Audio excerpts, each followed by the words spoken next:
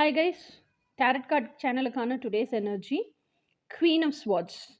So queen of swords அப்படிங்கிறது எனக்கு என்ன தோணுது அப்படின்னு சொன்னால், queen of swords is a person who stands for her truth, who's very good at communication. இப்போதைக்கு இந்த கார்டை பொறுத்த வரைக்கும் she sitting very peacefully and ஏதோ ஒரு விஷயத்த பார்த்துட்டு இருக்காங்க, பார்த்து அப்சர்வ் பண்ணிட்டு இருக்காங்க.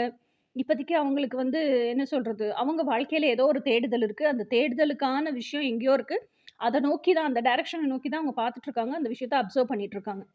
அண்ட் இவங்க வந்து எப்படின்னா, she stands only for her truth. மற்றவங்க கிட்டயும் என்ன ட்ரூத்ன்னு நினைக்கிறாளோ அதுக்காக தான் நிற்பா.